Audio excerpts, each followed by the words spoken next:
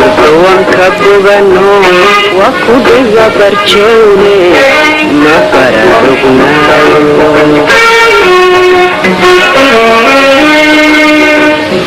وانكبغنو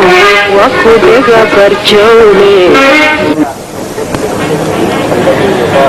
Soomaaliya waxay leedahay dhul ku habboon wax soo saarka beeraha oo qiyaastii dhan 8.2 milyan oo hektar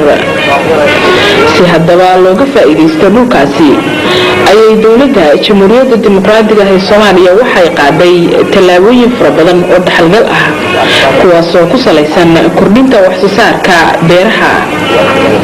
haddaba si aad xoogga ugu noqotaan tallaabooyinka ay dawladda Jamhuuriyadda Dimuqraadiga ah ee Soomaaliya dhinaca beeraha ka qaaday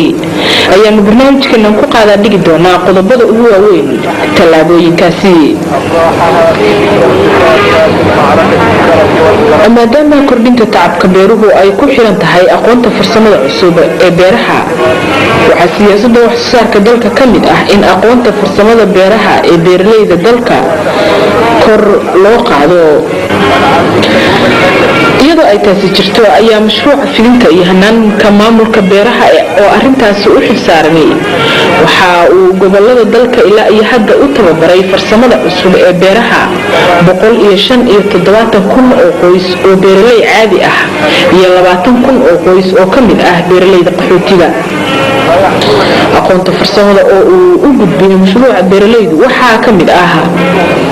habka ugu wanaagsan ee loo aslaaxiyo beeraha inta aan la beerin xulashada abuurka caafimaadka qaba daaweynta abuurka beeraha inta aan la beerin habka wanaagsan ee beerista dalagyada kala duwan ka hortagga iyo la dagaalanka cudurrada iyo cayayaanka iyagoo waxyeeleeya beeraha kala bedelka beerista dalagyada kala duwan si loo joogteeyo nafaqada dhulka ku jirta si loo yareeyo cudurrada iyo cayayaanka beeraha ka faa'iideysiga iyo isticmaalka bacrinta beeraha habka ugu wanaagsan ee waraabka beeraha isku dhaqidda beeraha iyo xoolaha sida lo'da iyo digaaga iyo wixii la mid ah iyo ugu dambeyn habka kaydinta amaadka beeraha mashruuca fidinta beeruhu waxa uu door fiican ka qaatay sidii uu beeralayda dalka u bari lahaa isticmaalka xooga xoolaha sida diliga taasoo baajinaysa lacagta faraha badan ee ay makiinada u baahan tahay marka la eego soo iibsashadeeda dayactirkeeda iyo shidaalka ay u baahan tahay maalin walba waxaa muuqata in guul laga gaaray in maanta ay beeralayda Soomaaliyeed adeegsadaan diliga oo qaban kara hawl fara badan oo wax ku ool ah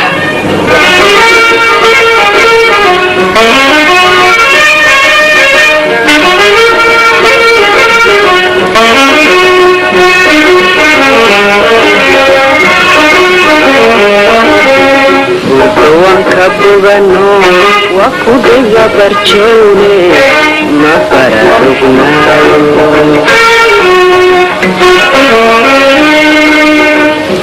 وانكبغنو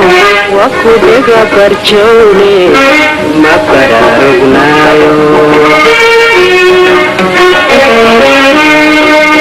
بنت عين الدينو ولا حط دافني دنك موضعنا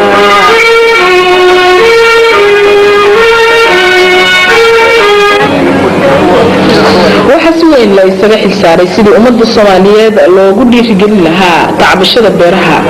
waxaana guul weyn laga soo hooyay in la gaarsiiyo dhulka hadda la tacbay oo la tacbado qiyaastii 1 milyan iyo 500 oo kun oo hektar iyadoo oo laga soo qaaday 400 oo kun oo hektar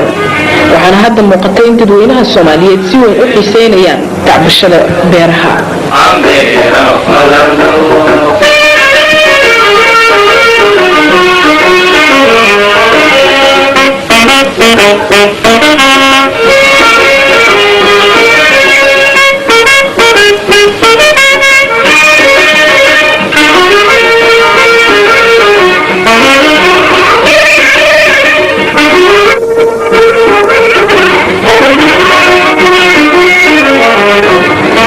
kadib markii uu xisbiga iyo dowladdu go'aansadeen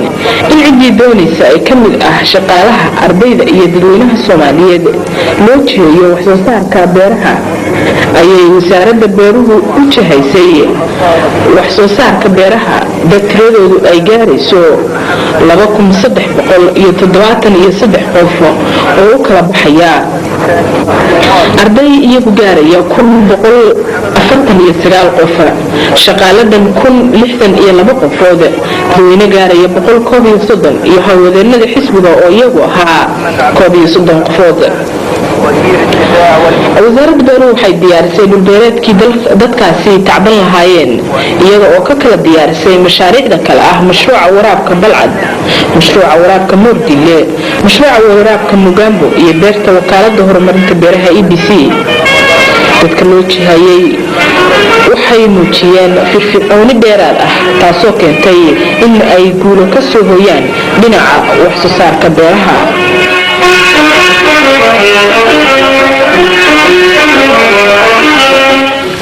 حبوجيني فالبحر كدوبتو فهي نسمني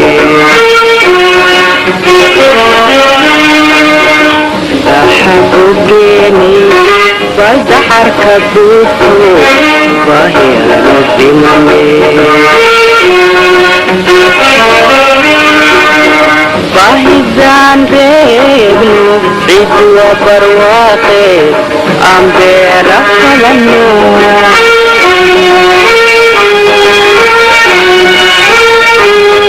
فهزان ريبنو عيد وبرواقي أم برحلنو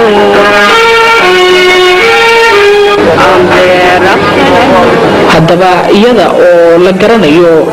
ama loo garanayo in tijaabintu tahay lafdhabarka wax soo saarka beeraha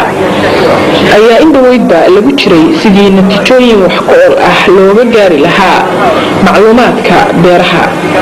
taasna waxay keentay in galeyda la gaarsiiyo amaadkeeda 15 ilaa 20 kintaal hektarkiiba taasoo amaadkeedu hore u ahaa 5 ilaa 7 kintaal hektarkiiba amaadkaasi kordhay waxa uu ka yimi markii rugta tijaabada beeraha laga soo saaray nooc galey ah oo magaceeda loo bixiyay santikiisa sidoo kale waxaa natiijo waxtar leh laga gaaray dhinaca bariiska oo la helay noocyo fara badan oo iyagu si fiican uga bixi kara ciidda iyo cimilada dalkeena kuwaas soo dhawaan dalka lagu baahiyay wax soo saarkooduna uu hadda meel fiican marayo gaar ahaan gobolada Shabeellaha Dhexe iyo Jubbada Dhexe waxay yar sheegid mudan in dalagyo kale oo fara badan natiijo fiican laga gaaray sida qudaarta digirta geedmiroodka iyo wixii la mid ah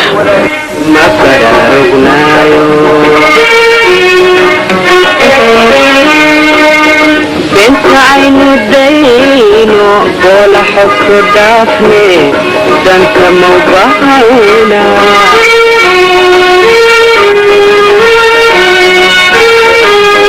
بنت عين الدينو قول حك دافني دنك موباينا